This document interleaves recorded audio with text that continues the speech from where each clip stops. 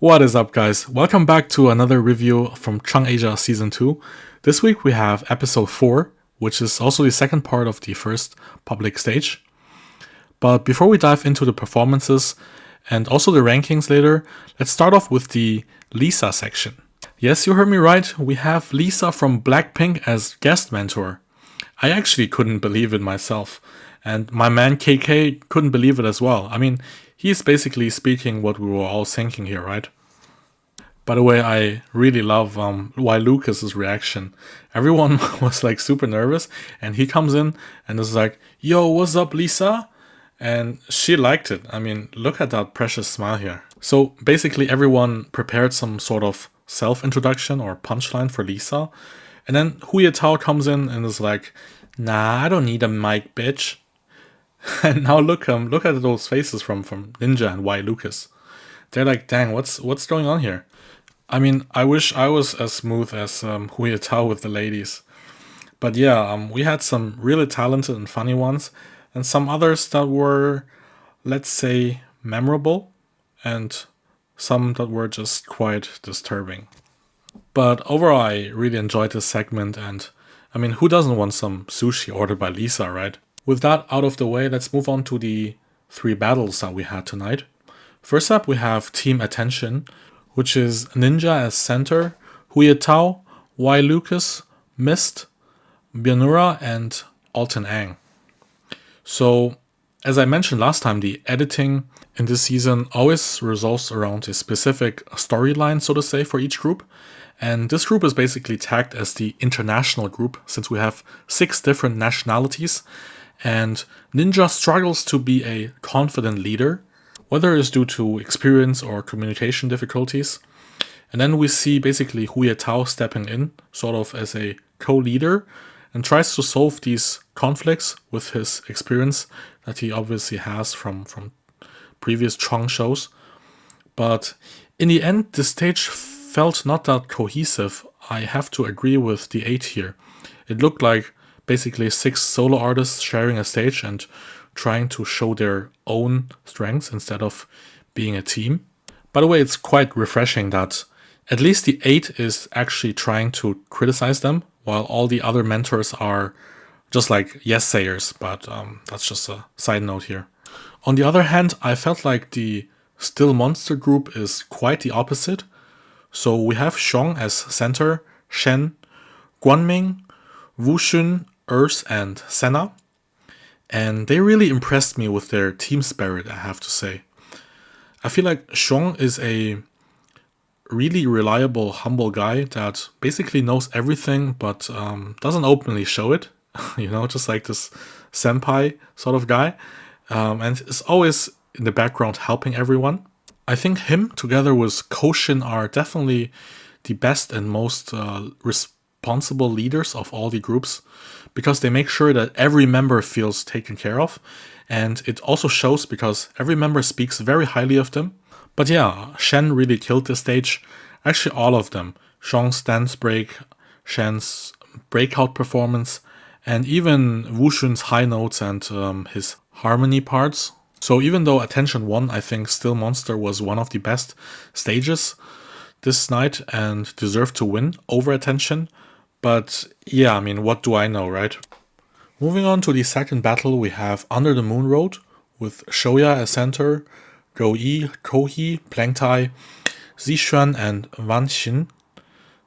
So hard to pronounce.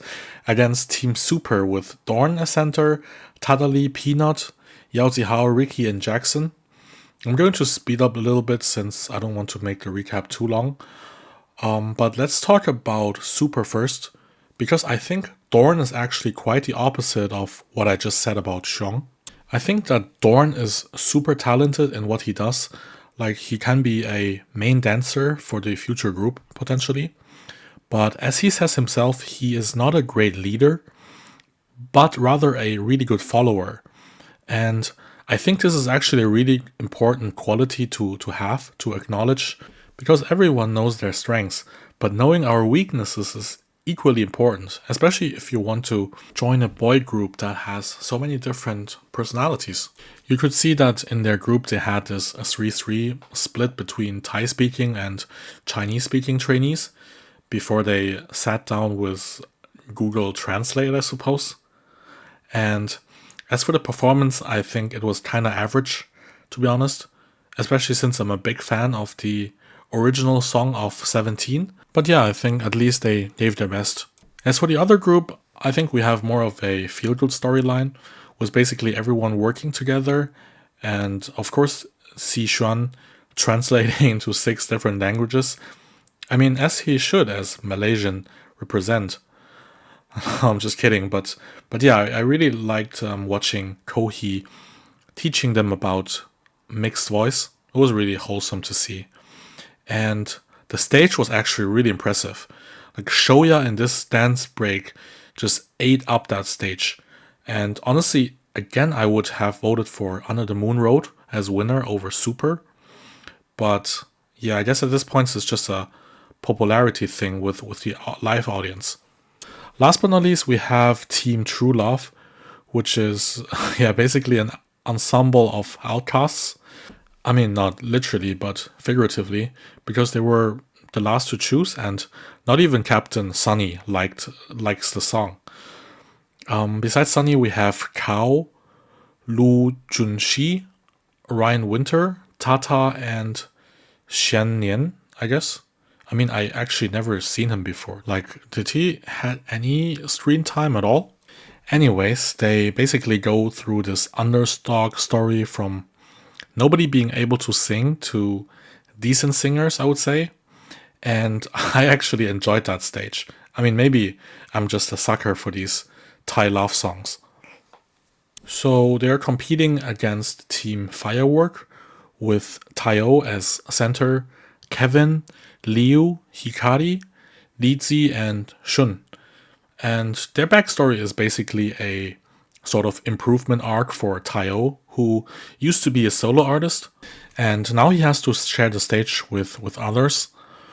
I was actually a little bit disappointed with this stage because I feel like they could have done so much more, and it ended being one of the more forgettable stages of the evening. So this basically concludes the first public stage of Chuang Asia Season 2, and overall I felt like the quality was quite good, better than last season, and Omar got MVP of MVPs, which was very deserved.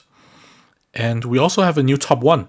So Huye Tao goes from 1 to 3 for the first time, and both Tayo and Dorn rise up 1 rank. So Tayo is basically for the first time and currently the new top 1, which is fair, of course, considering the whole show. And next week we will have the first elimination, so I will discuss every rank in detail with you guys. If you liked this video, it would really make my day if you could press the like button and sub to the channel.